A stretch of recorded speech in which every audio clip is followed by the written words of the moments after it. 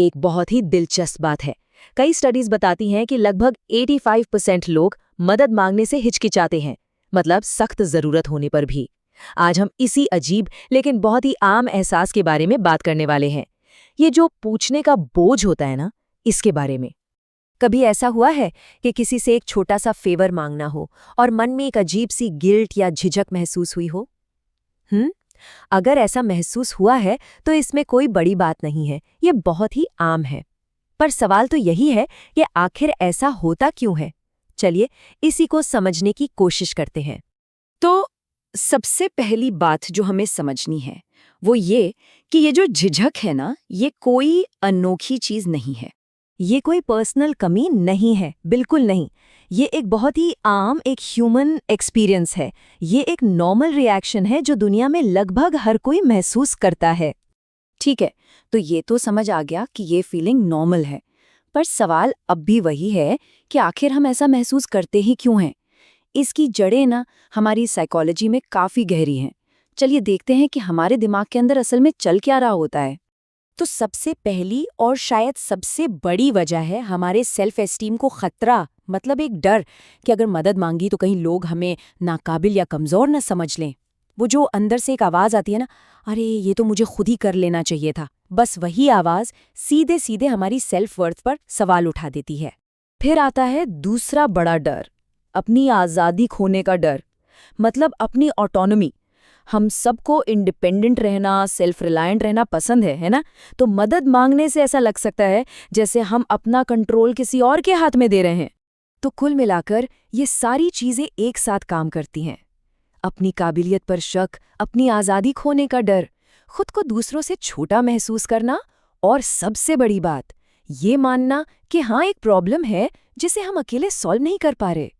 ये सब मिलकर ही वो बोझ बन जाता है। तो ये तो हुई हमारे अंदर की कहानी। अब जरा बाहर की दुनिया में आते हैं और देखते हैं कि सोशल लेवल पर हमारे दिमाग में क्या कैलकुलेशंस चलती है। होता क्या है ना, हमारे दिमाग में एक तरह का सोशल कैलकुलेटर हमेशा ऑन रहता है। हम मन ही मन हिसाब लगाते रहते हैं कि मदद मांगने से जो फायदा होगा, कहीं उसकी सोशल कीमत उससे ज्यादा तो नहीं है। और कीमत का मतलब किसी के एहसान तले दब जाने का डर। और सबसे मजेदार बात पता है क्या है? हमारे डर और हकीकत में जमीन आसमान का फर्क होता है। हम सोच रहे होते हैं कि हम किसी पर बोझ बन रहे हैं, जबकि सच तो ये है कि मदद करने वाले को अक्सर किसी से जुड़कर और कुछ कंट्रीब्यूट करके खुशी मिलती है। हम जिसे कर्ज समझ रहे होते हैं, वो उनके लिए बस एक मदद होती है। तो हम मदद मांगने के डर की तो बहुत बात करते हैं, पर क्या कभी ये सोचा है कि चुप रहने की, मतलब मदद ना मांगने की, क्या कीमत चुकानी पड़ती है? देखिए, जब हम मदद नहीं मांगते ना, तो अक्सर छोटी छोटी परेशानियां बढ़कर बड़ी हो जाती हैं। हमारा स्ट्रेस और एंजाइटी लेवल बढ़ जाता है। हम और अकेला महसूस करने लगते हैं और लोगों से जुड़ने के कई मौके गंवा देते हैं। और हाँ, एक और बात, हम दूसरों को भी वो खुशी नहीं दे पाते जो उन्हें किसी की मदद करके मिलती।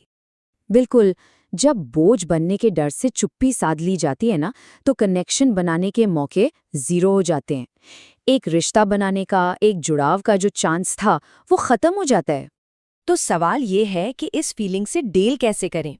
देखिए, इसका हल इस एहसास को ख़त्म करने में नहीं है, बल्कि मदद मांगने को लेकर अपना नज़रिया बदलने में है।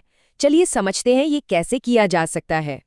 सोच में बदलाव लाने के लिए ना 3 बहुत ही सिंपल स्टेप्स हैं। सबसे पहला, अपने डर को मानिए, उसे एक्सेप्ट कीजिए, ये नॉर्मल है, ठीक है? दूसरा, मदद मांगने को एक बोझ की तरह नहीं, बल्कि भरोसा और रिश्ता बनाने के एक मौके की तरह देखिए। और तीसरा, ये बहुत ज़रूरी है, जब भी मदद मांगे तो सामने वाले को ना कहने का एक आसान रास्ता भी दें। जैसे कि आप कह सकते हैं, अगर आप बिजी हो तो कोई बात नहीं। इससे ना दोनों तरफ का प्रेशर कम हो जाता है। तो जाते जाते बस एक ख्याल, इस पर ज़रा सोचिएगा। क्या हो अगर मदद मांगना कोई बोझ नहीं, बल्कि भरोसे का एक तोहफा हो? एक ऐसा गिफ्ट जो ये दिखाता है कि आप सामने वाले पर इतना भरोसा करते हैं कि उनके सामने अपनी ज़रूरत रख पा रहे हैं।